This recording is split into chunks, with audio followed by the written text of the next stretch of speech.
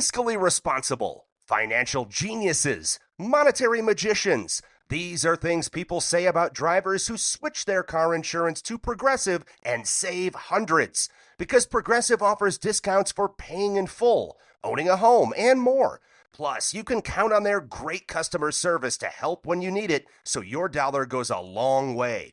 Visit Progressive.com to see if you could save on car insurance. Progressive Casualty Insurance Company and Affiliates. Potential savings will vary. Not available in all states or situations. Go further with the American Express Business Gold Card. Earn 3 times membership rewards points on flights and prepaid hotels when you book through AmexTravel.com. Whether your destination is a business conference or a client meeting, your purchases will help you earn more points for future trips. Experience more on your travels with Amex Business Gold. Terms apply.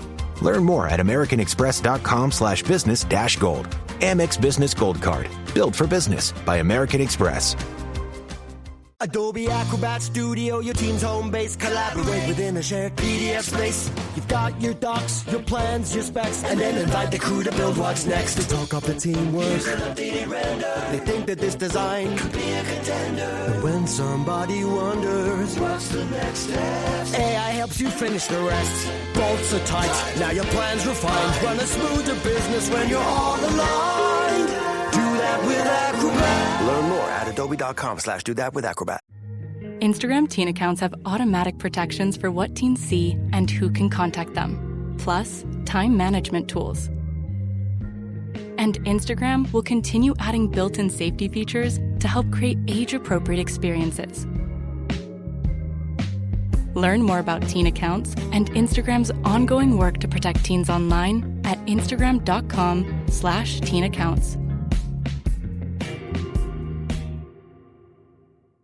Hello, Eagles and draft fans. Welcome to the Big-Legged Waist Spenders podcast. With me today will be the esteemed Devin Jackson of the Philadelphia Inquirer, who covers college football and the NFL draft, among many other things. Devin, how you doing today? Yeah, I'm doing great. Thanks for having me on. And yeah, excited to talk through the NFL Scouting Combine, some of our impressions. I know you got a chance to watch and have some notes about it as well. But yeah, I'm excited to talk through this, talk more NFL draft, and had a lot of fun in kind of our Senior Bowl wrap up last time that we chat. So yeah, excited about this one. Well, thank you for coming back on, Devin. I enjoyed that Senior Bowl wrap up as well. Overall, how did you like your experience at the Combine this time? Yeah, it was the 4th time that I've been to the Combine. So I feel like every year I get a little bit more comfortable in the lay of the land and the routine of it. So it felt familiar this time around. But yeah, this one was interesting. I felt like as opposed to years past, there were far less Eagles writers and content creators on the ground actually covering draft prospects. So it made it a little more difficult for me to kind of like bounce between all these different players. And I think this is the first year really I've been to the Combine where it's been kind of up in the air where the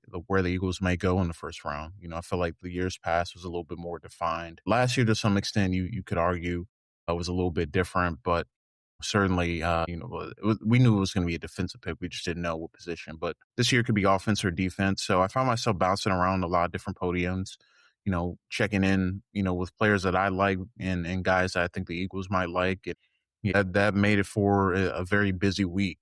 Probably of the 319 podiums, or I think it was like 318 because one person didn't show up. But of all those podiums, I probably hit well over 100, just listening, asking questions, all those different things. And probably the most that I've done since I've been doing the draft. So yeah, it was a busy week and didn't get a chance to watch any testing in person, but I certainly will do that when I go back next year. The experience was great. Obviously, a lot of conversations with people in the know and a few NFL personnel. You kind of started to put the picture together of what that first round might look like and all the rumors and all the things that you're hearing, kind of got to parse it out. But overall, I thought the Combine was a great experience and kind of an interesting tidbit too. I'm sure we'll get into it, but, the amount of players testing or not testing, I should say, was increased. And yeah, it was kind of surprising to see the few amounts of players actually testing and going through the full gambit of drills and guys that probably need the testing that decide to opt to do in the pro day. I think that there will be a larger discussion probably this offseason into the future on what the Combine looks like, how it's structured and ways to get players more involved. But I think you can never have a bad week at the Combine. Learned a lot, caught up with a lot of colleagues and overall, I thought the experience was great. That's awesome. Great to hear. Were there podium discussions from players that you found particularly interesting? I thought Dion Burks was poignant. Just his story was super interesting. He's named after his mom, who's also named Dion, and she passed away when he was 13, and he still finds a way to honor her. And just the way that he speaks about her and speaks about his experience of playing football, and he's hyper aware of himself, hyper aware of the player that he is, and I thought he was really interesting. I thought Caden Proctor had really good energy, and it didn't take long to understand why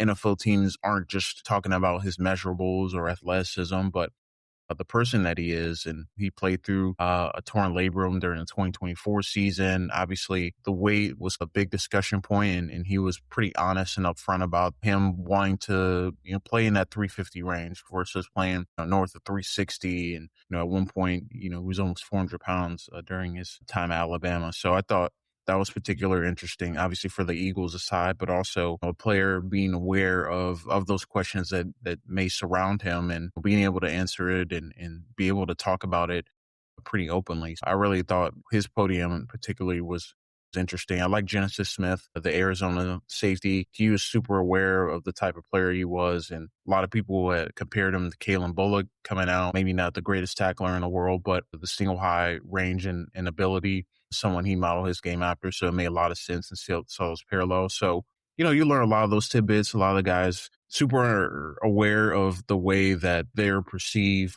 by the NFL and just in general, and pretty self-aware themselves and understanding the type of players they are, what they bring to the table, things that they are looking to focus on or work on. Chris Johnson from San Diego State was another player that went to his podium. You could tell he studied a lot, understands tendencies, all the different coverages that San Diego State play. He was willing to kind of describe it to reporters. I think those four guys to me immediately stand out, but a guy like R. Mason Thomas, I thought had a great personality. The Oklahoma edge rusher, a guy that just, you could tell, just felt like himself out there. You can tell when guys are a little bit nervous or not as comfortable in that spot versus others that kind of relish it and understand what kind of questions are going to be thrown their way and ways to kind of navigate it. So I thought those guys all really came out and had really interesting podiums for different reasons. And it made a lot of sense why, for me, if the conversation and if the players talking about a lot of different topics and touching on a lot of different things, I'm more apt to stay at that podium versus just bouncing around. So I found those five guys in particular, I found myself staying at their podium a little bit longer just because, the conversation and their responsiveness and, where they went with their answers, I thought were all super interesting. Well, that's an awesome answer. Thank you very much. Made me want to be there. I forget sometimes, I'm just looking at the draft prospects, cold-blooded, their strengths, their weaknesses, their body parts, what they need to gain, what they need to lose, what they need to fix. And you forget sometimes these are young men in their early 20s and how it may affect them. Let's get into some categories for, I like categories every time you're on. Are there any guys whose combine performance surprised you? Yeah, I'll go with two names. I'll start with Dylan Thieneman, the safety from Oregon. I knew he was athletic. I knew that he was a guy that had the range, had the versatility to play multiple safety spots, rotate a lot, single high coverages while he was at Purdue, play more towards the box at Oregon. But I didn't see 4.37 fast on his tape. So that one was kind of an eye popper for me. Like I said, the guy is, super athletic. You can tell on this film, but I don't think he always played to that 4.37 speed. So I thought that was interesting. He was kind of a fringe first round guy coming into the week. Caleb Downs is probably going to be the first safety off the board, but coming out of the combine, there's people, saying maybe he's going top 15, top 20.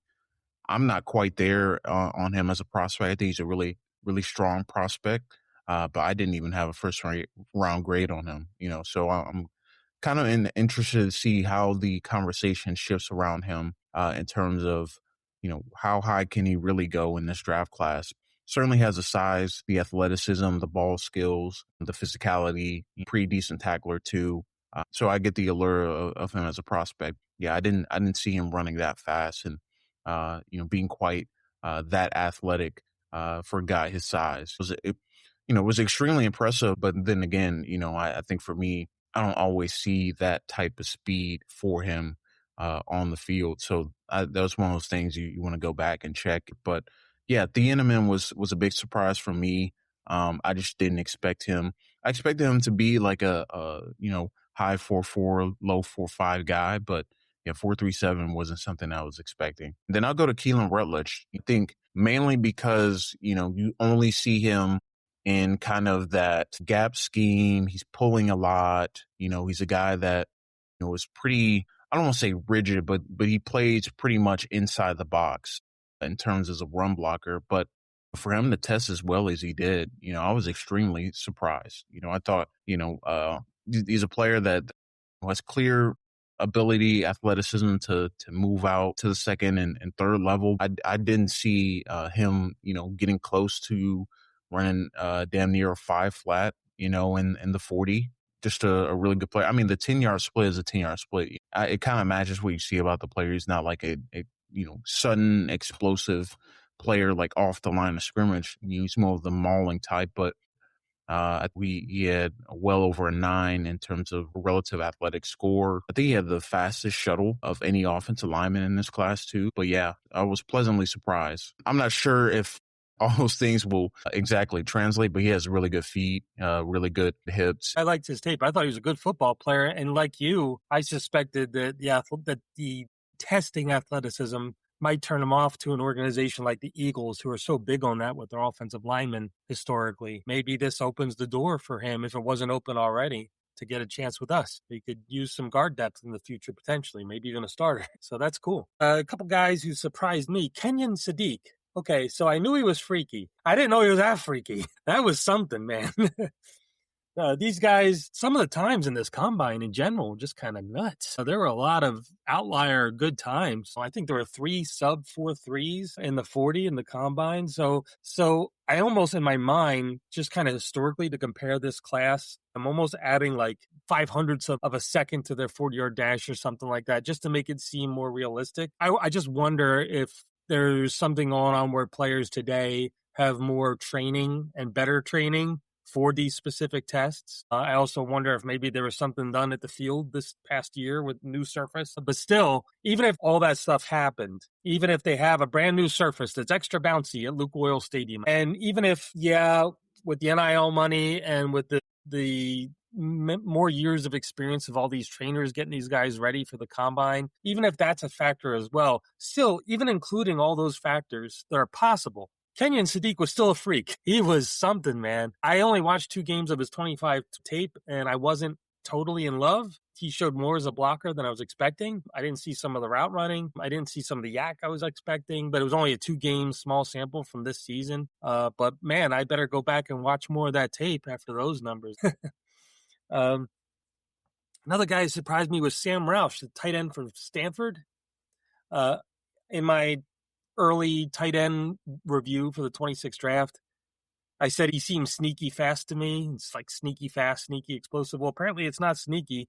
He just is fast for his size, and he is pretty explosive for his size. He's a bigger tight end. He's more of a blocking type. Has some troubles catching the ball. But man, if he figures out the catching the ball part, he's got the tools. So I wouldn't be surprised if that combine knocked him up a round or 2. In today's NFL, with the way run blocking is becoming more important in the too high defensive world, I could see Sam Roush already being valued a round or 2 earlier than he might have been a few years ago. But after that combine, I wouldn't be surprised if he helped his stock a little bit more. Lastly, another guy who surprised me was Devin Moore, in kind of a bad way, the cornerback from Florida. I watched his tape recently, and his hallmark, his claim to fame, from what I could tell, was not getting beat over the top, which is important for a Vic Fangio defense. So I thought maybe he'd be a day 2 option for us, and he still is. And I was expecting him to be more of a burner at the combine, especially a fast combine like this one. I think he ran, don't quote me on the time, I think it was around a 4.5 flat, and I was expecting at least like low 4.4s. So that was a little surprising. And that doesn't worry me in terms of his long speed, because I already know he's pretty good at not getting beat over the top. But that worries me a little bit in terms of how much did he prepare for this big job interview known as the combine. Maybe I'm being a little too harsh on the guy. I don't know anything about his background or his prep. But that's just a thought that pops in my head as an evaluator. Any guys who confirmed what you were seeing? based off their testing. Yeah, I'm going to cheat a little bit and say Jeremiah Love, just because you could tell that he was a guy that was fluid, that had speed, long speed, looked like a freaky athlete. I mean, he was hurdling, every third play at one point in Notre Dame. But the fact that he tested one, I think, speaks volumes to the player and type of competitor that he is, that he was out there and he's already a top 10 pick. And, he still felt like he had more to prove. And I think, that speaks volumes to the type of player that you're bringing in the organization. And, come out of the combine, I don't think it's insane to think that maybe a team feels like he can go top 5, that maybe he can go top 7. I mean, I'm looking at the Commanders as a team that, they might end up taking him, if one of the defensive linemen or linebackers that they are looking to take isn't there. I mean, I don't think it's out of the realm of possibility that Love ends up in the NFC East. I think with Jeremiah Love, just checks all the boxes in terms of athleticism, the character. Hear great things about the way that he interviewed, and you pop by his podium, and obviously is super busy, but he's a guy that's answering all the questions. Yeah, he to me, he just confirmed himself as a top 10 pick. Maybe he goes inside the top 5 when it's all said and done, but we'll see. But yeah, Jeremiah Love, to me, I feel like I had to mention him. Eagles have no need to draft him or even interview him, but I think in terms of checking all the boxes, being athletic, fast, he checked the box. 2 more guys for me. Spencer Fano from Utah. I thought he confirmed exactly what you saw on tape, a super athletic player that moves well, has great footwork, smooth, all those different things that Utah asked him to do.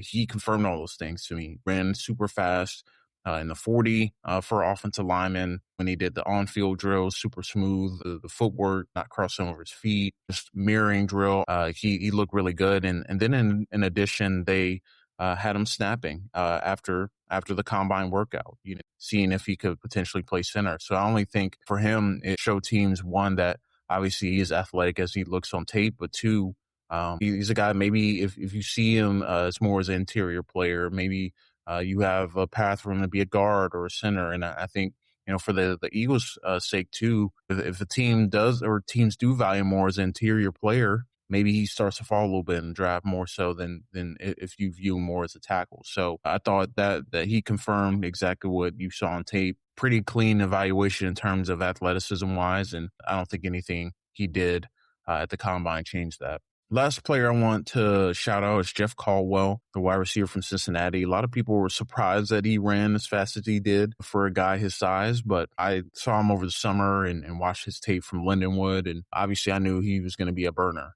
And that's a big part of his game. And to me, I think, the testing only confirmed exactly what you see is a guy that height, weight, size, speed, exactly what the NFL looks for, and kind of a deep threat, mid-round pick, someone that he's going to enhance your vertical passing game. That's what you're asking him to do. Basically playing kind of an early career Alec Pierce role, where you're just going to run a lot of vertical routes. You're going to do a lot of clear out routes. And that's a big part of his game. If he can be a little bit better in terms of hands and be a little more consistent as a catcher, I think he's a guy that, can have an immediate impact as a rookie. But I didn't see anything that he did that was super surprising. A lot of people were surprised by the way they tested. Pretty cool. I'm going to have to check a couple of those guys out. Looking forward to it. Any guys that you felt, hurt their stock? I'll start with Lee Hunter, the Texas Tech defensive tackle.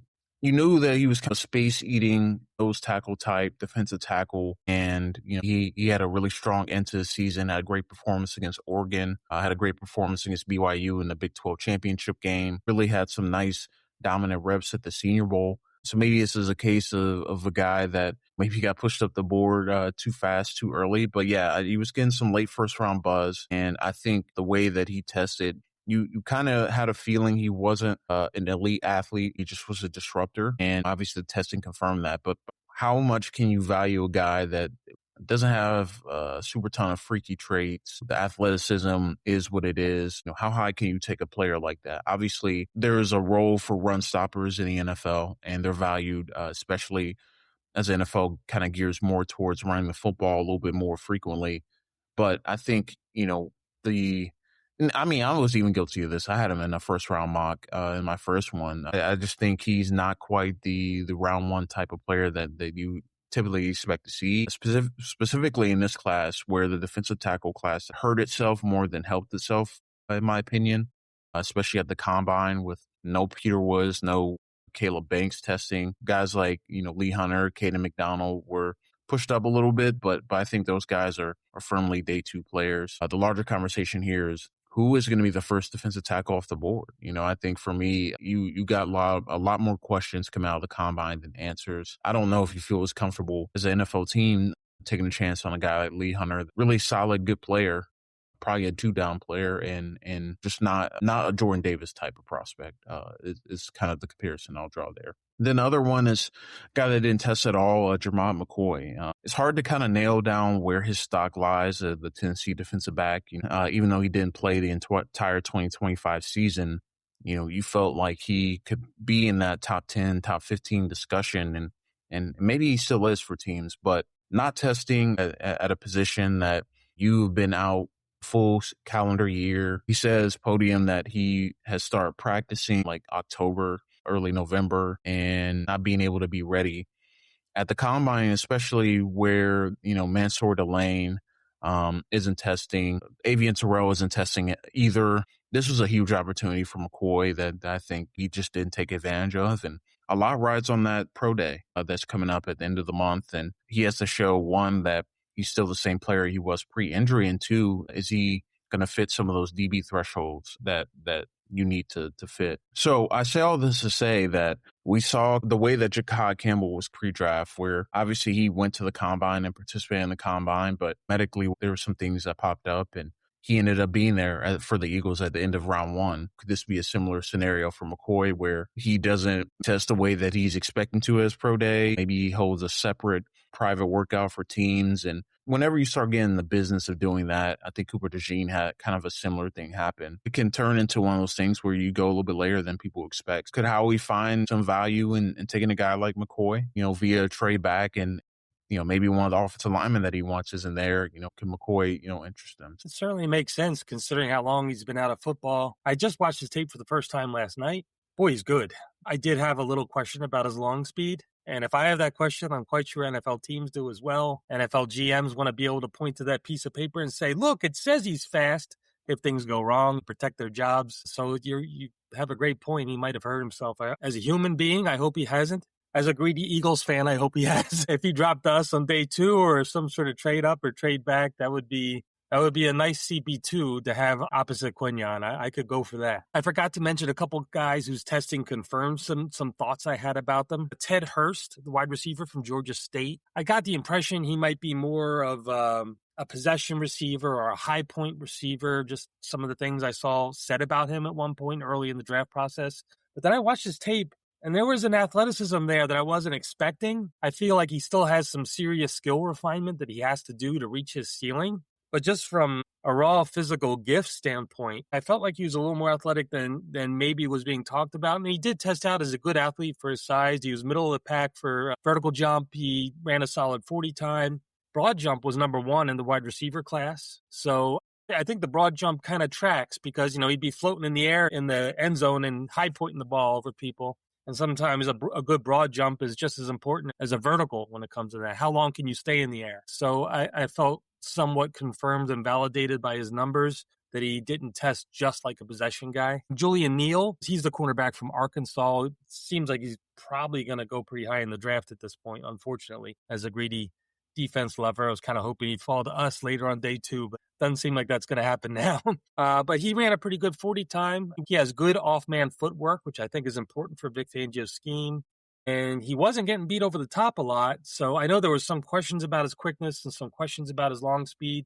But I thought his long speed, more so than his short area quickness, might be adequate to good. And it turned out he tested adequately with the long speed. So I think with his size, with his 33-plus inch arms, that was the number he needed to put on paper for GMs to be like, okay, I'm comfortable taking this guy early in the second round. So I don't think he's going to be there at pick 54 for us after that. One guy who hurt his stock, and I feel bad even saying this about him because I really respect the way he plays football. Malachi Fields, the wide receiver for Notre Dame. I knew he wasn't a burner. I suspect you did as well.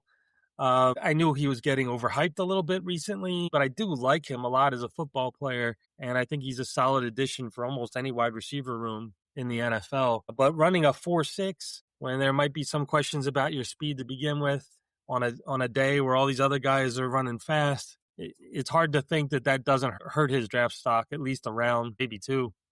I could see him being available late day 2 now, whereas maybe before, if he ran a 4.5, like a tenth of a second faster, I wouldn't be surprised if he wasn't. These tests don't always 100% translate to the field. I'm sure you're very well aware of that, especially when we're talking about running in a straight line. These guys have to change directions. They have to display skills, route running skills. If they're a cornerback, they have to change directions going backwards. So running forward in a straight line doesn't always translate for everybody. But still, it's enough for an NFL executive to be like, okay, maybe the next round. Unfortunately for Malachi Fields, who I respect a lot as a football player, he's a guy who has worked on his skills and it's quite evident. 6'4"-ish, 6'3"-ish. I can't remember the exact height, 220-ish. Good hands, good technique, good routes, catches 50-50 balls deep down the field, willing blocker. So I hope it hasn't hurt his draft stock too much, but just thinking realistically, it probably did knock him down a little bit. Any guys you think might have priced themselves in or out of Eagles picks at specific rounds? For example, like I mentioned, Julian Neal, I think he's probably not going to be there for us at 54 after running as fast as he did. Any guys who you think priced themselves into or out of Eagles picks? Yeah, price out of, I think guest star Monroe Freeling from Georgia, I think is becoming increasingly unlikely by the day that he's going to make it at 23. He might not even make it out of the top 10, top 15 at this rate. So, yeah, Freeling was always going to be a guy to me. I watched him early December and saw the movement skills, saw the ability. He still has quite a ways to go in terms of the growth and be a little more consistent on a down-to-down basis, and the technique, all those things comes with experience. You only have 16 games of starting experience. Coming out of the combine, people were talking about maybe he goes as high as 6 to Cleveland. So that told me there that, yeah, he's going to be one of those guys like people are still going to be talking about, in a couple of weeks, but unless you're trading inside maybe the top 12, top 13, realistically, Monroe Freeling is not going to be there. He priced himself out of it. He was already kind of trending that way anyway, especially in a class where Francis Malinoa and Stefano have the conversations around, are they going to be a guard or are they going to be a tackle at the NFL level?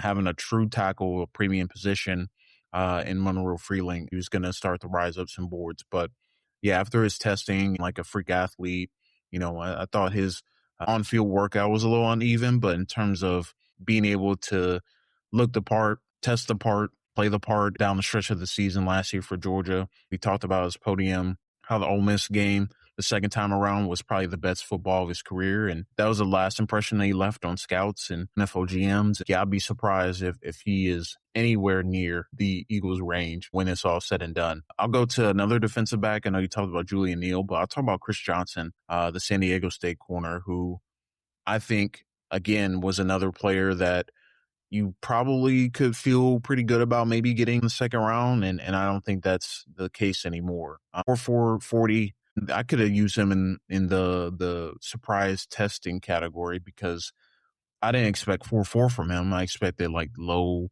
4.4s, 4.5 even maybe around the Julian Neal range. But yeah, he tested extremely well. He jumped 38-inch vert, 10.4 broad, a surprise tester for me. And you go to his podium, he probably was one of the best podiums in terms of being able to talk about route recognition ability and talking about the game in general. I know we talk a lot about Colton Hood and Brandon Cisse as back end of the round one guys. I think Chris Johnson put himself in the mix. Look at a team like Seattle. I think he'd be a perfect fit for what Seattle does and needs a corner. So I'd be surprised if the Eagles won't take him in round one, he's not going to be available for their second pick in round two. I'm inclined to agree.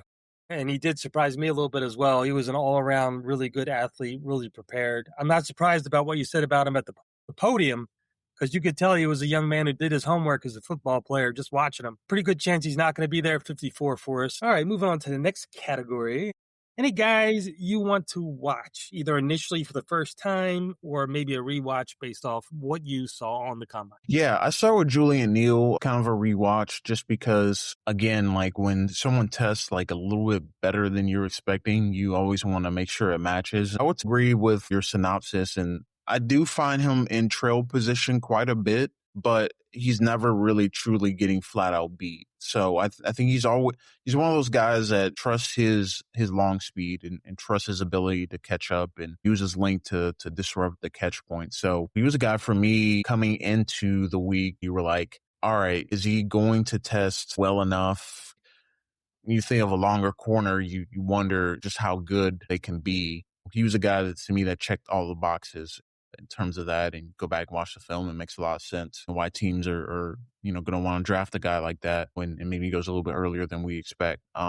Bryce Lance from North Dakota State, the receiver, I would put him and Cole Payton both in that bucket if I want to go back and watch. Obviously, Cole Payton is a really good athlete, and I really got my first exposure of him at the Senior Bowl, but I haven't really sat down and watched North Dakota State tape. Usually this is the time of year that I actually open it. I did that with Cody Mock a few years ago, and, a few other guys that have come through the North Dakota State ranks. I'm excited to tune into both of them. I knew Bryce Lance was fast. 4.34 fast. That's going to, catch a lot of teams' eyes. I think he's going to kind of check the box. I want to do a recheck on Jalen Kilgore. I didn't see 4.4, 40 on his tape. I was a little bit surprised about that, but he's a really good player and that can play nickel or safety. I really like what he brought to the table and what he displayed. Yeah, I think those are the guys that immediately stand out to me. I'm trying to look through my notes and see if there's any other guys to me that warrant a rewatch. Yeah, I think the tight end, I'm doing more work on the tight end class. So I'd started to watch Sam Roush a little bit before the combine. Didn't get a chance to finish it, but want to go back through him and check him out a little bit. Jack Andres too. I'd start watching a little bit last night. Tested okay. 4.62 40. I kind of wanted to see more of the blocking aspects of his game, just because I feel like there's varying degrees of hype around him a little bit, and to me, I think there's a couple buckets that you can fit in tight end wise. Are you kind of more the move tight end where you're going to be blocking more in space, blocking linebackers and corners? Are you going to be a true wide tight end that handles those responsibilities, blocking defensive linemen, kicking out defensive ends, outside linebackers, being used in pass pro? And then you got the guys that are just going to be receiving types. So I'm kind of like putting these tight ends in buckets. It's clear that the Eagles are going to draft a tight end. So I want to kind of do as deep work as I can on those types of players. But yeah. I know you mentioned Sam Roush earlier. I'm kind of interested to see a little bit more of his tape and what he brings to the table. I think overall, those are kind of the guys coming out of the combine that I want to take a deeper look at. Jack Andrews, I'm probably mispronouncing his name. You pronounced it much better than I did, the tight end. Yeah, he's an interesting one. He's a tough one to peg. I could see him being the second best tight end in this draft or the eighth best. I underrated his blocking at first, and his move blocking was really consistent. He connected on his blocks a very high percentage of the time and kept them out of the gaps. Yeah, he's definitely a guy worth studying. I agree.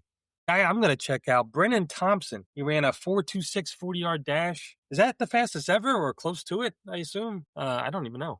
Yeah, that's pretty fast. So Brennan Thompson, Mississippi State wide receiver. Usually This episode is brought to you by Indeed. Stop waiting around for the perfect candidate. Instead, use Indeed sponsored jobs to find the right people with the right skills fast. It's a simple way to make sure your listing is the first candidates see. According to Indeed data, sponsored jobs have 4 times more applicants than non-sponsored jobs. So go build your dream team today with Indeed. Get a $75 sponsored job credit at Indeed.com/podcast. Terms and conditions apply. Don't think much of these fastest 40 guys who are like the more diminutive wide receiver type, the smaller fellas who run in a straight line and run in the 4.2s, the low 4.3s. A high percentage of the time, like I mentioned earlier, they might be guys who run well in a straight line but don't have a complete game. But I glanced at him last night. I haven't done a full study yet. And some of his skills initially are surprising me in a good way. He might be one of those super fast field stretchers who actually can track the football and catch it, not just run well in a straight line. So I'm kind of interested because it's been a while since the Eagles have had a field stretcher to help as a wide receiver 3 to help out Smitty and AJ. Sometimes I feel like the field is a little clogged for them in terms of having space to operate. And it'd be nice to have a field stretcher that can both track the ball and catch it. And I'm definitely going to dive into him a little bit further after seeing that fast 40 time and see if he's what I think he might be. Might be a nice pickup on day 2 or early day 3. I doubt he's going to last to early day 3 with a 40 time like that. But who knows? Any final thoughts, Sir Devin? Yeah, I wanted to mention a couple other guys that I think wanted to bring up. Traden Stukes, the safety / nickel for Arizona. I thought he had a really strong testing day and a guy that I think probably ends up going up on day 2. I know that he had a little bit of injury history and kind of been banged up throughout his career, but he put together his best season this year. I think he had 5 interceptions. And yeah, you kind of matches what you see on tape at times. I thought long speed was maybe a question mark for him, but he checked one of those boxes by running pretty fast at the combine. So yeah, I'm really interested in him, not necessarily from an Eagles perspective, but just in general. I think he's a versatile player that team's gonna find value in, probably in that round 3, round 4 area. So I really like what he did testing wise. I think one more guy I forgot to mention in terms of pricing out. I think a lot of people like Omar Cooper Jr.'s game, but I think he's a first round receiver at this point. Running a 4.42, the tape that he put out this year at Indiana, the return experience. I'd be surprised for him to make it out round 1 at this point. And, I think he's a player that you feel really strongly about. You mentioned Kenyon Sadiq. He's certainly a guy that priced out of the Eagles range too. He's a freak athlete, plays a tight end position, and maybe he's not on par what we've seen over the last few years in terms of Brock Bowers and Colson Loveland and Tyler Warren, but he's still a dynamic playmaker, athlete. A team like the Rams is gonna have a hard time passing him up. It kind of feels like the Walter Nolan conversation last year with the Eagles. You see a clear need, a guy that would certainly help, but he's not gonna make it there. He's probably gonna go in the top 15. No injury concerns as opposed to what Walter Nolan had to deal with. So yeah, he's gonna be well off the board by the time the Eagles pick. Overall, like I said, like kind of the top of the show, like the testing numbers, when you go through them, there's just not as many as you typically parse through in years past, especially in this year. Top guys that didn't test, I'm still looking at guys like Mansour Delane, Jermont McCoy, Peter Woods, Caleb Banks. I think those 4 guys, to me, what they end up running at Pro Day could ultimately, shape the top half of the draft. Woods goes out there and tests like a freak at his Pro Day, it'll be hard not to take him in the top 15, top 20, despite the inconsistencies. Caleb Banks, I think, kind of in that same vein. He's falling out of first-round mocks at this point, but he goes out and has a freaky testing day before his Pro Day. It could shape everything. And then I think the quarterback position, the second quarterback, when does that player come off the board? I think that could really shape how the first round goes.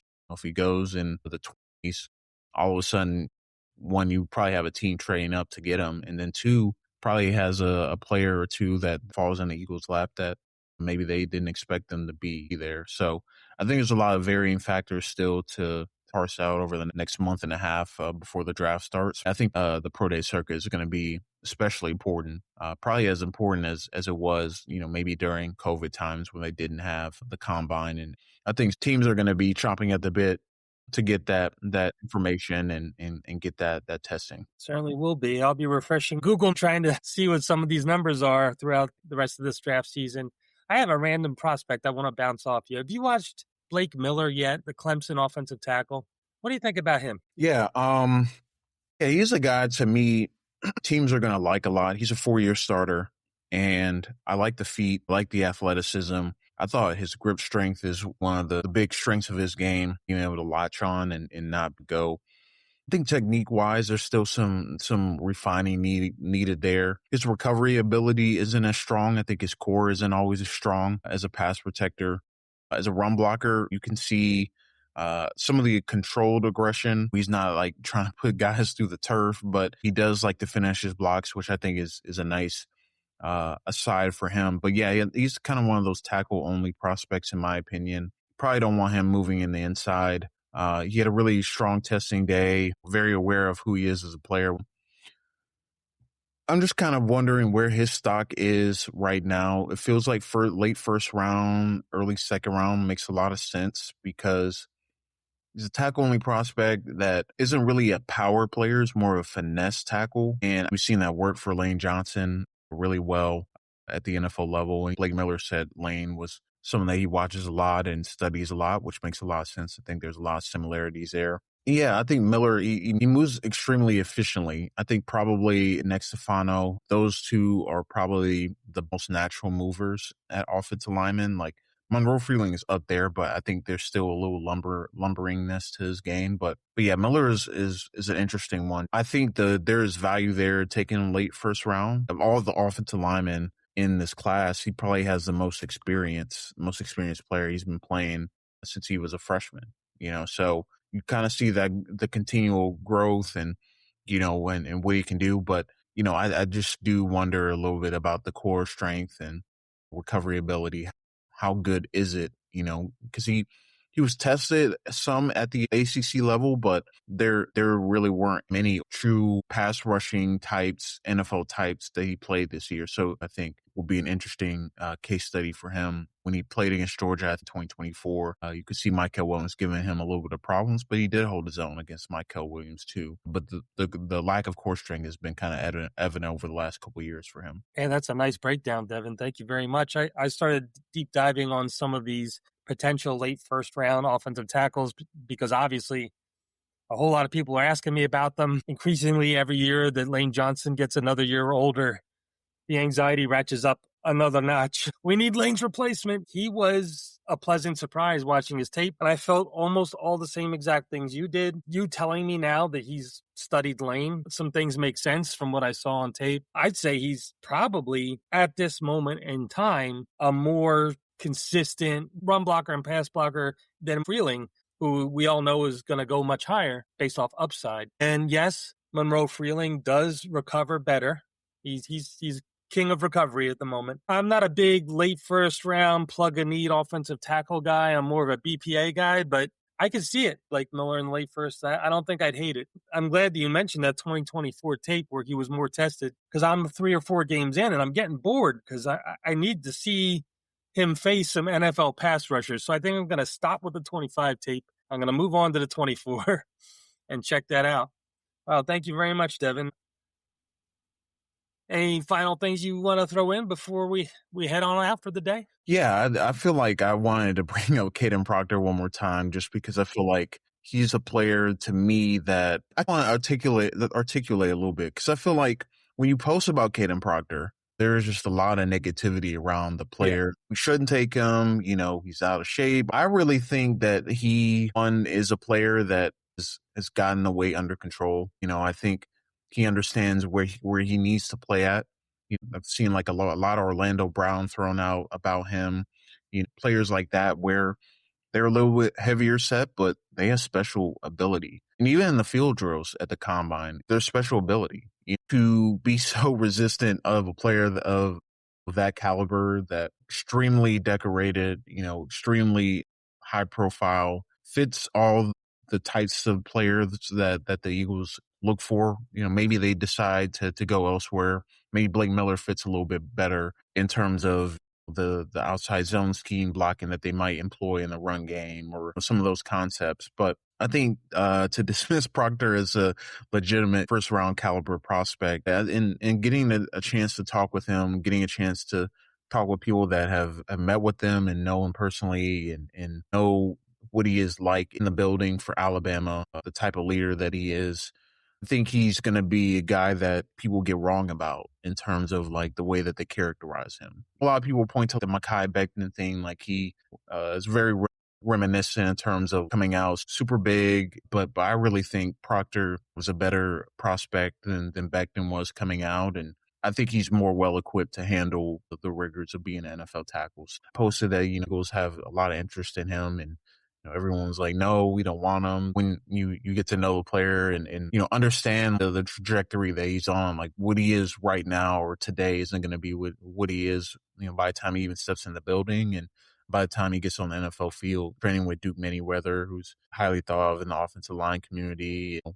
Just the way that, he's kind of approached this pre-draft process. I'd be very surprised if people didn't come around on Proctor, by the time draft day comes around. Very nicely said. And you could tell that he did put work into his game because he did improve as the season went on. And Howie Roseman's not afraid to take a little risk. If he sees a guy with upside, and Howie has a stronger stomach than I do. He's more willing to take risks than I am when it comes to football players. And more often than not, it works out for him. He hits a lot of home runs. And it's very possible that Caden Proctor could be one of those. You may not know this answer. What do you feel like his playing weight was towards the end of the season, like say versus Oklahoma in the playoffs? He actually addressed that. He came into, I want to say he came into the season around 365, but by the time he was finished playing, it was like 355. So he was like hovering around 350, 355 by the end of the year. It seems like at least the way that they approached Alabama is that they wanted him to come in at a certain weight and, play off some of that weight as the season went on. But yeah, he was playing around 355 by the end of the season. And I thought it showed in the way that he moved. Early in the season, he just didn't move as well. Just wasn't as explosive as you saw at times in this 24 tape. I hate to phrase it like this, but he was kind of like seeing what he could, what weight works best for him. I think being able to figure out the formula, it seems like 350, 355 is the ideal weight for him. There are NFL veterans several years in who are still trying to figure out their ideal playing weight for their position or their scheme or their value in the league. So I don't think it's unreasonable to expect that a young man such as himself is doing the same thing. I did see that improvement late in the season. He did have one mildly rough matchup, I felt, against our Mason Thomas, the edge rusher, who was a bit of a speed rusher. So I wouldn't be surprised if maybe he wants to stay at tackle, take off another 15 or 20. But he's shown that he can take off weight. So I don't see why one would lack confidence that he can't take off some more. As you might suspect, I'm a little bit more on the play it safe Blake Miller train. But like you said, he worked on his body. I thought his technique, for the most part, was pretty solid. So who's to say he's not going to improve a little bit more and pay off big dividends? Maybe be a guy a year or two down the line as a guy who should have went in the top 10. Well, thank you so much for coming on, Devin. And I want everybody out there to check out Devin's work at the Philadelphia Inquirer. He does a lot of great stuff. Based off his very detailed response he just gave me on Blake Miller, he does his homework. He's not just somebody out there copying what he sees on the interwebs. This is a guy who studies his players. Devin's opinion on these prospects needs to be respected a little bit more than the rest. So thank you very much, Devin, for coming on. And remember, everybody out there, big-legged waistbenders do not deserve our draft capital, but they do deserve our love. Thank you and goodbye.